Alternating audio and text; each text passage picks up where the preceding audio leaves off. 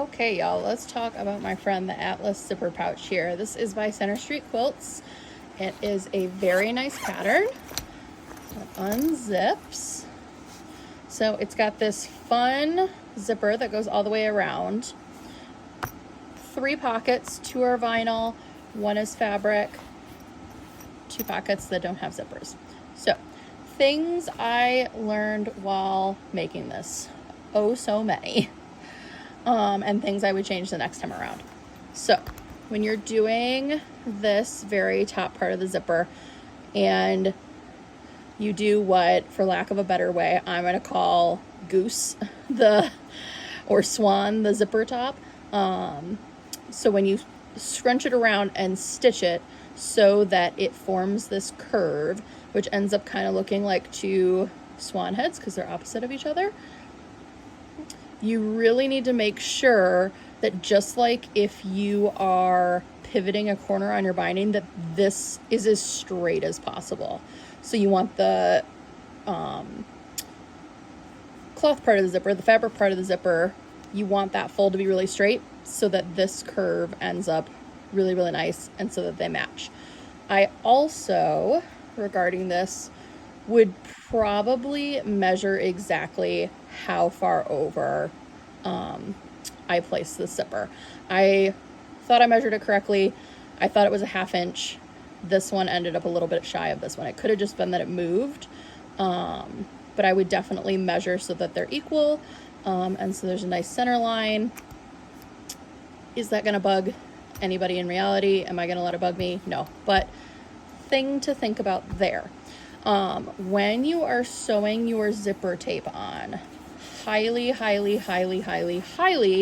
recommend a stiletto because you're doing an 1/8 of an inch and this likes to shift around like crazy because it is slippery. Oh, my kitty friend is maybe gonna join us or just be a weird shadow. So definitely use a stiletto. A lot of this bag is 1/8 of an inch. So you want to really perfect that seam. You know, often I feel like quilters turn into bag makers or bag makers turn into quilters. Bag makers, like garment sewists, need to know a bunch of different seams. Quilts, you basically need to know a 1/4 inch and a scant quarter.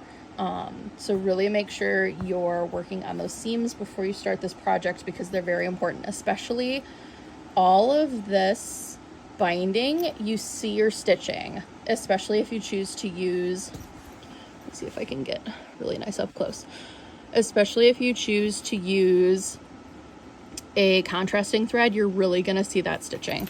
So definitely make sure that you're perfecting your 1/8 inch, 1/4 inch seams.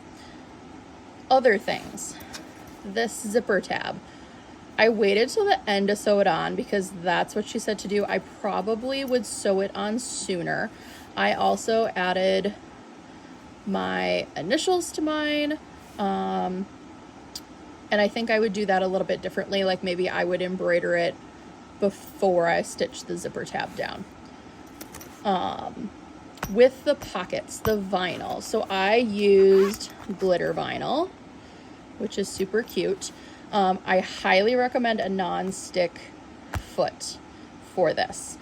I didn't have a whole lot of issues with it necessarily sticking, but it just seemed to go through the machine smoother when I used that non-stick foot. And in fact, the non-stick foot that I was using was a straight stitch foot, so it's narrower. So especially, I use it through most of the project because especially those 1/8 inch seams, it really helped me pin those down. Oh, yep, and there's our kitty friend who's gonna make a mess of my video now. We're used to guests on this show. Be nice if she showed her face. Do you want to show your face, Reese? No, not at all. So I would definitely use a non-stick foot, especially if you have one of those super teeny tiny ones. Now, if you're someone who is used to buying Annie bags, you will be used to all of this stuff, like our zipper tape here, being enclosed. In this bag, it's not. Honestly, I'm not super concerned about it though, because the binding covers it up and it's on the inside of the pocket. So am I gonna notice it probably ever? No. Also with this pocket, so this is your fabric pocket, and this fabric is supposed to match your outside fabric. I think if I were, sorry, you guys are all bouncing around. I think if I were to do it again, I would definitely stabilize this with just like some SF101, maybe even something just slightly heavier, so it gives the pocket some body, and I think it'll hold up better. I definitely recommend using the bigger zippers. I might even put some pulls on these so that they move really smoothly, because I think I'm going to use this bag for either needlepoint or English paper piecing. So definitely probably put some zipper pulls on these. Other things is I think I probably would flip this zipper so that the head's over here.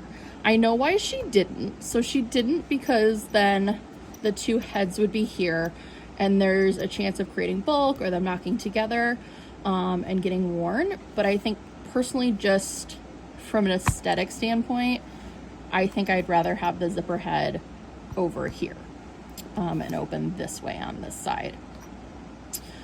Other things, when I was quilting, I was just kind of willy-nilly in it. I was not doing anything specific. I ended up doing straight lines, and then I did kind of this tighter like matchstick quilting periodically. Again, I think I would change that to something not as geometric. Or maybe I would even like try and quilt this like in the hoop or something the next time. Because the fabric is already very geometric. Then I've got very geometric quilting, and it's a lot of lines, none of which line up. So I think I would change that the next time too.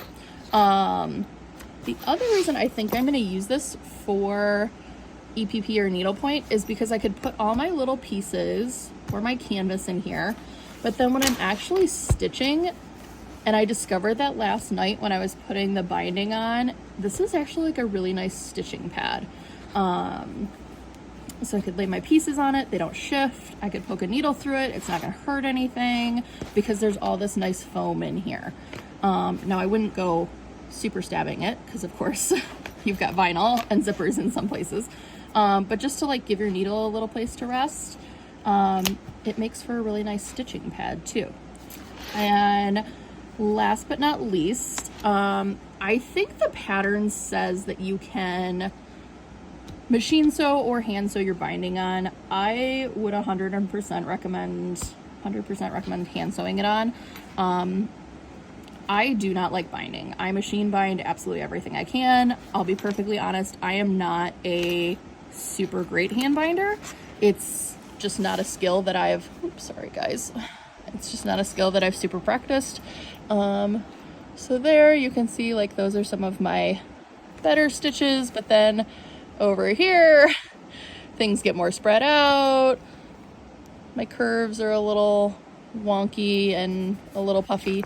But again, like this is for me. Like I always say, it's a hobby. It's supposed to be fun.